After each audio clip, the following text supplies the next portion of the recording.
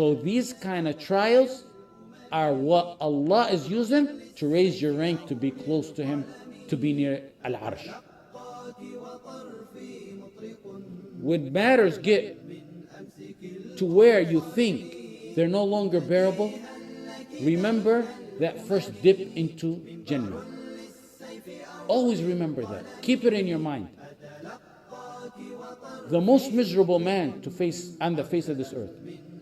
Just imagine the most miserable man on the face of the earth. Allah will take him on the judgment day in a dip, a little dip, not even a second, not even a millisecond, a little dip. And then we'll ask him, have you seen anything before? He forgets it. Just imagine that scene. That's vitamin for your patience. In conclusion, I'll leave you with wise words from my father. Words really worthy of being inscribed with golden ink because of their eloquent meanings, not because of only their eloquent meanings, but the time and place he said them in. At one point in prison, let me give you a background so you understand where they took place. At one point in prison, we were held in solitary. They put separatists on me and my own father, meaning he's in one wing of the prison and I'm in one wing. We can't communicate or see each other and speak to one another. The cells that we were in, if you were to bring a twin, not a queen or a king size bed, a twin size mattress and try to put it in the cell, it will not fit. That mattress, that twin size mattress, not the queen or king size, that twin size mattress is too big to fit in the cell. That's how small it is. It's a solitary that was built in the 20s. It was built in the 20s and it wasn't made for long-term confinement. The warden passes by every week and stands before your cell. So one time he was in front of my cell. I said, why are we in solitary? He said, because you're terrorists recruiting and radicalizing inmates. He accuses me of being a terrorist and recruiting and radicalizing inmates. I said, well, what's your proof? He said, the Muslim chaplain wrote a long report about you. The Muslim chaplain wrote a long report about you. There's no point in arguing, and I never used to talk to them, but this time was one of the very few times I ever talked to them. The Muslim chaplain is the one who wrote the report. That's why our problem in this ummah is from the munafiqeen. And this chaplain is well known in the community. I personally never knew him prior to going to prison, but it turned out months after going into prison and before the solitary, he himself told me his ex-wife and his daughter, who was a medical student, were among the people who were regular attendees to my classes before going to prison. This was his words to me. And then I remembered who he was talking about. They were those who never left my classes. The conditions of that solitary confinement were so extreme that during the 9-month stay we stayed in that particular solitary, they took many in body bags out of them. I told the warden, if you allege what you say, what about my father? He said the same, even though my father barely spoke to anyone in prison. I said, well, we are on separatists. Why can't I see him? He said, because you guys radicalize everyone, you're on separatists with everyone. I said, well, if you allege what you allege with being my father, that's like a disease. If you put us together, it's not going to be contagious to anyone else, according to what you say. The idiot thought a moment, and then he issued an order after he went that you can put the father and son together. And actually that was the best days of my prison stay in the company of my father. It was approximately maybe the last 3 to 4 months of the 9 months that we stayed in that particular solitary prison. And the point is, I see my father, and even before this situation and until today, he takes matters with a smile, patience, content. I never seen him disgruntled. Allahumma barik lah. May Allah subhanahu wa ta'ala grant him a longer life full of deeds. I had the upper bunk in the cell. That cell that is smaller than your twin size mattress, it has an upper and lower bunk. I got the upper bunk, and my father the lower bunk. And my father would pray, make his salah. By the way, the size of it, the walk-in area is smaller than your prayer carpet. Walk-in space is smaller than your prayer carpet size, and then there's a toilet behind you. Laying in the upper bunk, I watch my father in salah, in reciting Quran, in smiling. He used to love to read out loud, and all the inmates would love to listen to him read Surah Al-Qaf every single night. Smiling and advising other inmates who shout to seek advice from him. And at times he would stand at the bars and almost like give a khutbah. And all the inmates, Muslims and non-Muslims, because there's bars and they can hear you if your voice is loud, he would give a khutbah and advise them to both the Muslims and non-Muslims. And in that solitary, many embraced Islam. Alhamdulillah Rabbil Alameen. When my iman would get weak, like Ibn al-Qayyim said, he said it about his teacher Ibn Taymiyyah. He said when we feel down, we would go to our Shaykh Ibn Taymiyyah. They feel down, they go to Shaykh Ibn Taymiyyah. He said within moments, his words would reignite our iman, and that's what I seen of my father. A smile that never leaves his blessed face. May Allah grant him a long life full of deeds. Except in the dark nights, when he would cry and weep for Allah's mercy, forgiveness, in sujood and salah.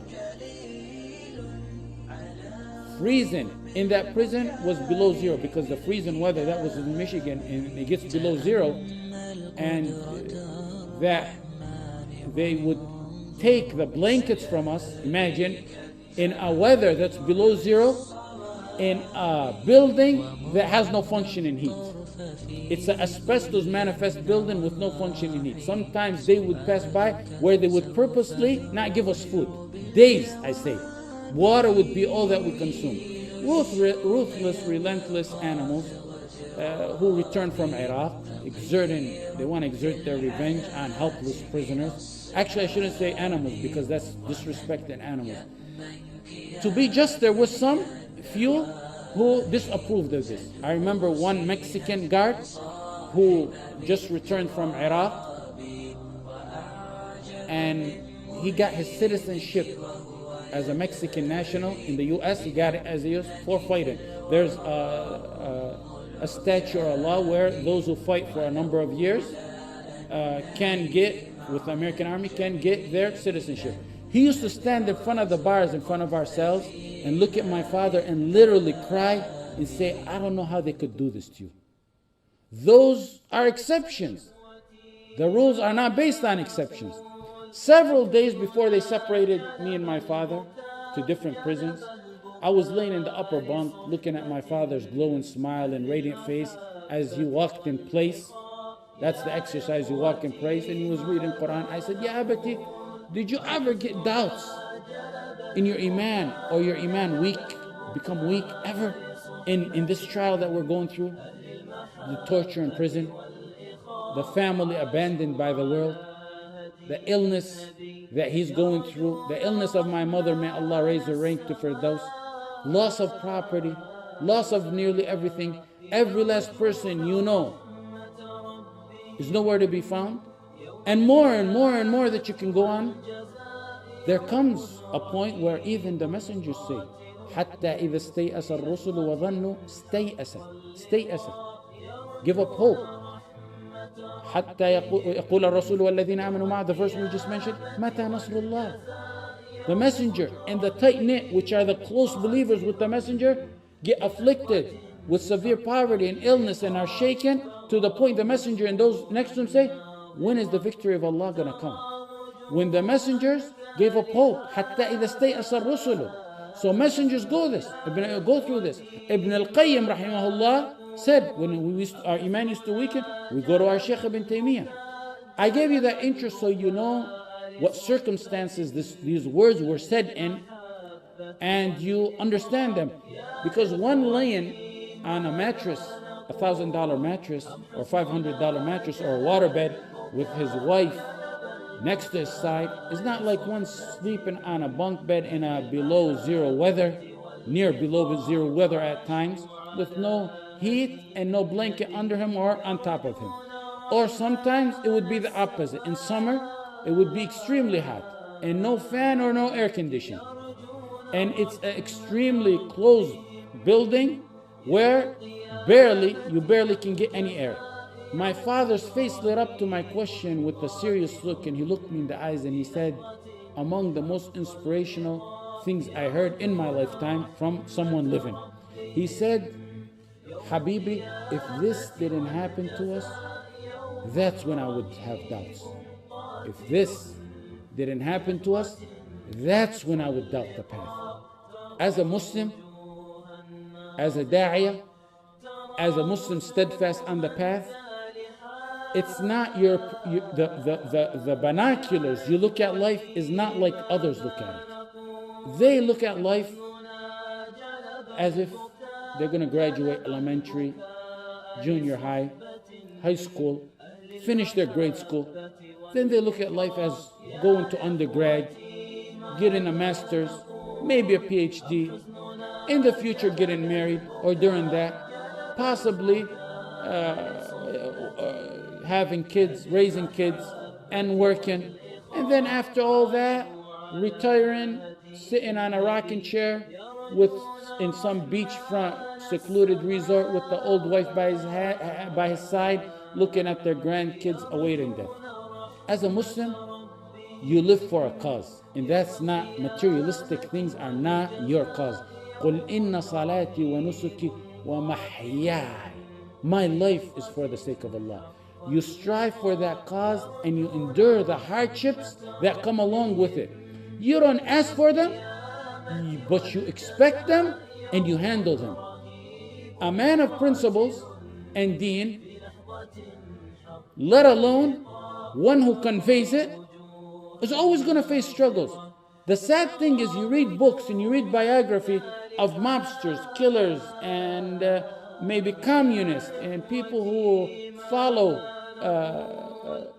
the weirdest kind of ideologies. For example, John Gotti, a mobster.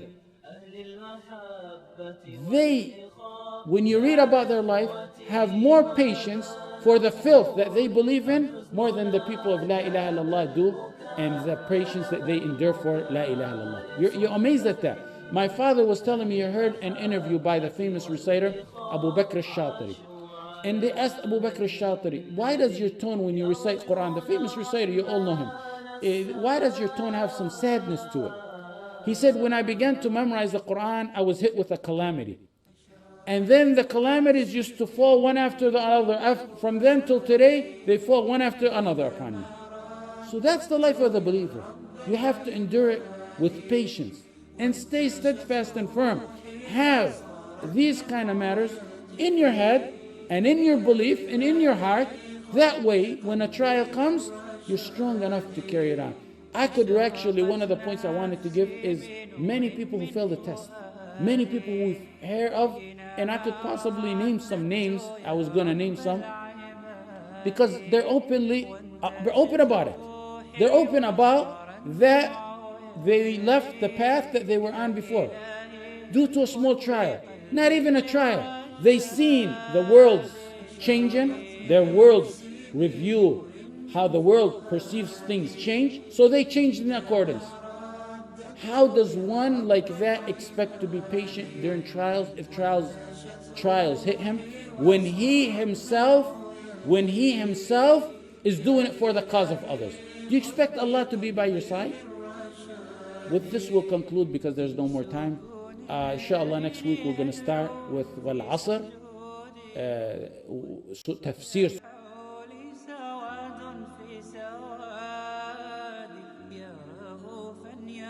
رحيما يا حليما